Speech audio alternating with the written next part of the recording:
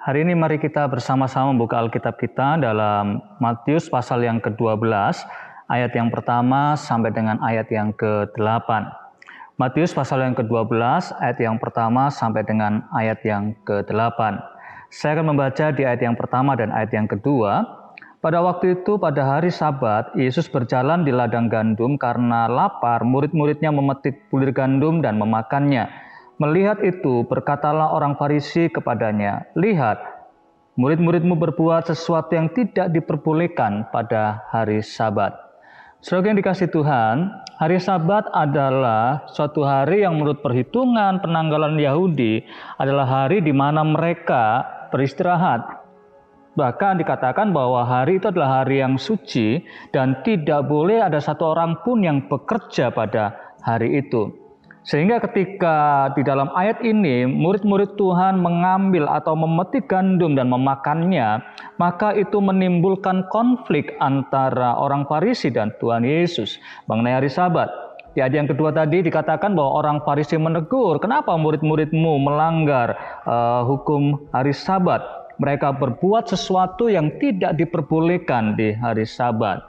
Tapi saudaraku sekasih Tuhan, ketika kita membaca dalam sebuah firman Tuhan, maka kita akan melihat bahwa ternyata orang Farisi ini melakukan sesuatu atau keberatan karena tindakan itu dapat digolongkan dalam satu pekerjaan yang dilarang pada hari Sabat. Tetapi kalau kita baca lebih jauh dalam Perjanjian Lama, maka sesungguhnya ketika seorang dalam perjalanan kemudian mengalami kelaparan dan dia memetik gandum langsung memakannya, itu tidak termasuk dalam kategori melakukan pekerjaan.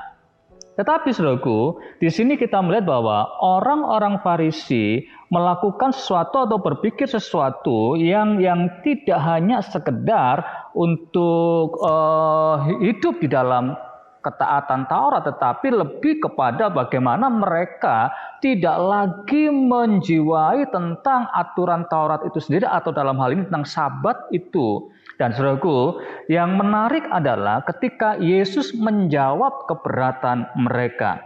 Saudaraku dikasih Tuhan, di ayat yang ketiga dan ayat yang keempat, di sana Yesus menyatakan, memberikan jawaban bagaimana mengatasi kondisi ketika orang-orang ini menyerang murid-muridnya tentang hari Sabat. Yesus memaparkan sebuah fakta, sebuah sejarah bahwa sebelum itu Daud juga seharusnya dihukum, tetapi dia tidak dihukum padahal dia sudah melanggar aturan pada saat itu, di mana dikatakan di ayat yang ketiga dan keempat, Daud memakan roti sajian yang seharusnya tidak boleh dimakan oleh orang lain selain para imam. Nah, saudara dikasih Tuhan, kemudian di sini kita juga melihat di ayat yang kelima, Yesus juga menyatakan, "Atau tidakkah kamu baca dalam kitab Taurat bahwa pada hari Sabat imam-imam melanggar hukum Sabat di dalam bait Allah, namun tidak bersalah." Saudaraku dikasih Tuhan, sesungguhnya yang Yesus ingin sampaikan kepada kita pada hari ini, dan juga buat orang-orang Farisi tentunya pada saat itu, bahwa Tuhan Yesus ingin menyatakan yang pertama, bahwa legalisme itu ternyata tidak mempedulikan, legalisme yang dianut oleh orang Farisi tidak mempedulikan belas kasihan. Padahal di ayat yang ke-7 dan ke-8 dikatakan bahwa yang Allah kehendaki adalah belas kasihan, bukan sekedar persembahan, bukan sekedar melakukan dan memberikan persembahan, tetapi belas kasihan.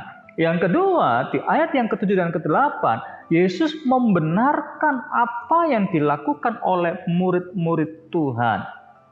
Dikatakan bahwa jika memang kamu mengerti maksud firman ini, yang kukehendaki ialah belas kasihan dan bukan persembahan, tentu kamu tidak menghukum orang yang tidak bersalah.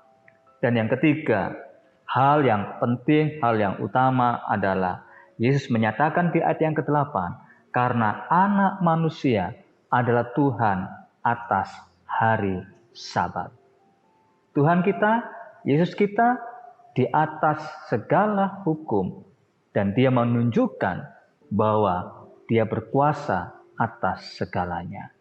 Tuhan Yesus memberkati Bapak Ibu Saudara semuanya, dan biar kita tetap bertindak, melakukan segala sesuatu, bukan hanya berdasarkan aturan-aturan, tetapi karena kasih, belas kasihan kita, karena kemurahan Tuhan yang ada di dalam hidup kita.